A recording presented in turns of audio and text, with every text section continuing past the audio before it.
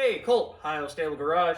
We're in the shop today, and I'm busy doing a video for the rear fenders on our 1954 International Chassis Swap. You know, there's a lot of work to be done, a lot of Bondo to be ground down. But it got me thinking, I'm erasing a lot of heritage and history on this truck by taking away the Bondo. And don't get me wrong, the Bondo's leaving. We're basically wire wheeling the entire truck. But I kind of want to show you a few repairs that have been done to this truck that I've unearthed through grinding down said Bondo, and we'll likely find more as we go because we still got the cab, a little bit of the box, another fender, a couple things to go through. But I found some neat repairs that I really want to show you guys, and it kind of goes through the age of the vehicle and all the history that's kind of behind it. So let's take a look at all the ancient boo-boos that happened to this 54 International when you know it was still a 54 International. Welcome to Ohio Stable Garage.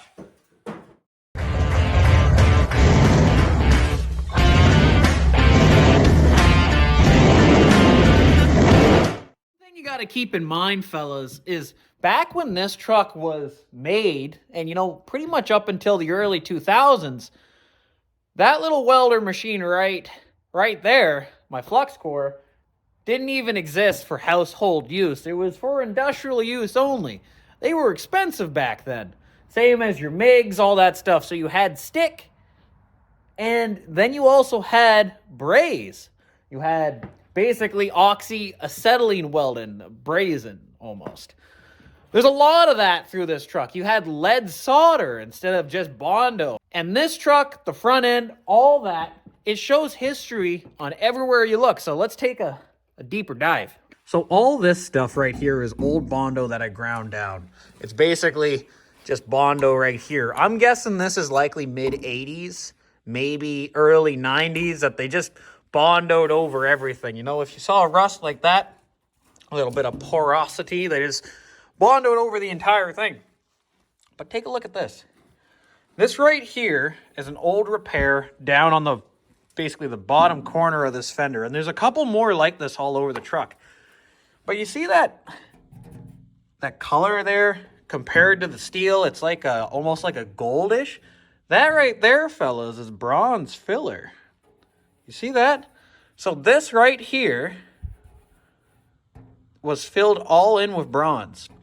This right here is two panels together that they basically oxy-acetylene welded. When's the last time you saw a shop doing brazen, like braze welded? Unless they're doing like a custom vehicle, that's pretty much a forgotten art. I'm guessing this piece right here was done early 60s, maybe into the 70s, but you would have to find an odd shop that would do it because by then, they were doing other things, basically. It was the invention of fiberglass and Bondo back then. Fiberglass everything and Bondo everything. Here's a fun one right here. Looks like they basically drug this fender across something back in the day. Little fender bender. That's a hard, sharp crease going down the entire truck. So basically, picture you're driving down the road. Likely a pole or something there. Something with a piece of steel that came out and went down this entire truck with like a can opener. Odd, eh? But it kind of goes with the times. On this truck, basically the theme, I call it Bondo City, because that's basically what it is Bondo City. I'm guessing 80s or 90s, the last restoration that they did. Basically, we're just applying Bondo wherever they could. So instead of doing a butt weld, let's say, if you were going to do something like that, let's for comparison, they were doing lap joints with rivets, stuff like that. And then there's Bondo over in the entire thing. So you would have an excess of 1/4 inch. One of my doors that I already done, it had 3/4 inch of Bondo on one side. But there's a reason why they used so much Bondo, because I'll show you what they had to hide. I'm guessing last restoration, this is the stuff they had to hide with Bondo. As you can see, it's riveted paneling on top of that. But look how much up it is compared to the rest of the panel. Isn't that crazy? You're talking almost an 1/8 inch right here. And that's not the only spot. This one right here, it's actually rotted out. And we have the same theme. They basically made a gigantic square for a small little tiny pinhole, because underneath this, is good panel still. It's just a little tiny, tiny hole right there. Here's a little bit more paneling. This right here, you couldn't even tell this was here because there was Bondo basically all the way over top. No seam, no nothing. But look at how much of a seam they had to make all the way down the fender. So this right here rotted out on the original build. Not as bad as the other ones, but still, like it's quite raised up in some parts. And again, here's the original fender underneath. It's still good. Like, that's not soft. They just basically put it over the entire thing. Most likely the last 1/8 inch or 1/4 inch of this fender was rotten. They lipped the entire thing, Bondoed over the entire fender. Weird. Here's a really good example of basically them Bondo over everything. That right there is a keyhole. Because if I come over here, that's what it's supposed to look like. How much you want to bet that's just 1/4 inch of Bondo right over top the entire thing? Again, I'm not knocking the guy who did it because everything's done on a budget and everything's done by time, but that just shows you the differences of the times on the repairs. Here's our front end right here. And here's some more old repairs that I found along our way. There used to be an emblem right here. Bang. Like a big chrome emblem right on the snout of that. You can see the holes right here. These, when I ground them down, if you guys remember on the episode, they just Bondoed right over those. When I take the wire wheel, it revealed these holes. They came out of nowhere. But that's not what I'm really interested in. I'm interested in this, that, and I think there's one more.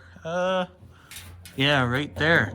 That, again, is bronze filler rod. So that was removed a long time ago, and they deleted on it with the bronze filler rod. Now, we already rebuilt our front end a while back, but if you remember when I had to make that bottom valance from scratch, right there,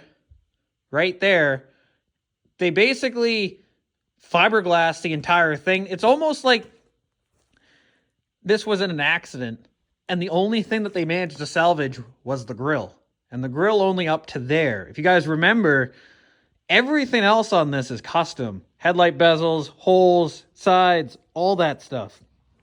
So that was all fiberglass work. Fiberglass came out around the 80s. Fiberglass came out sometime around the 80s, and they just went to town. That's what I mean, like, on spots where Bondo City is, that's a little bit higher up on the food chain. The fiberglass stuff is when they were just filling everything with fiberglass. Fiberglass was the coolest thing around. Here's another thing that's odd, eh? This right here is the color that the truck was painted at the end of it. But look how many times this has had coats on it of different types of things. Bondos, primers, paints. Basically, you have your Bondo. That's him right there. Focus. There you go.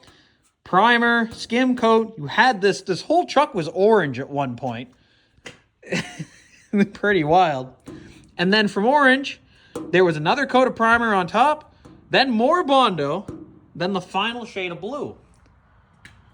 This blue right here. Now, you might be wondering, what color was this 54 International from factory? And we can look up the VIN. It's actually a lot harder than just looking up the VIN because it's a smaller digit VIN on this, a smaller digit VIN number than what are normal. Normally, they're 14 or 15 digit VIN numbers. This is only like a 7. So the traditional way of looking it up online doesn't even work. But I can show you guys some clues. Now, we already kind of grinded down and did this door a while back, but I can show you some stuff that we found.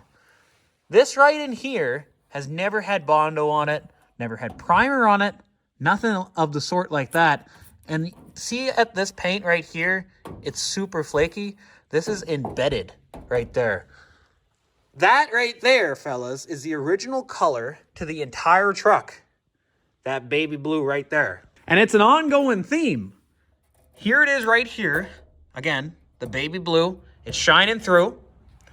Up on the inside, basically where they paint and the overspray goes, there's some more right there. Some nice baby blue paint. There's some also here. on the back drip rail. Some spots that basically when they painted this truck 1,000 times, they never bothered to repaint that, but it's good because now we know what the factory color is. Here's some more of that original paint kind of shining through. The rest of the Bondo and the paint doesn't really stick to it. You can kind of see, and it feels different than all the rest. It's like that acrylic type paint. All this right here, that's just like Rust-Oleum. Another one I never really quite understood was inside the cab here. They cut out this piece. I kind of started to weld into it just so I wouldn't lose the piece.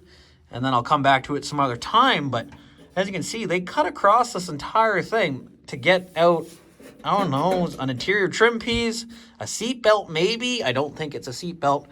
But they couldn't get whatever it was in this hole out. So they decided to cut the entire steel work out. I don't quite know why. Same thing down here on this pillar. As you can see, that one is intact. Not this one. They grinded this one clean out of the truck.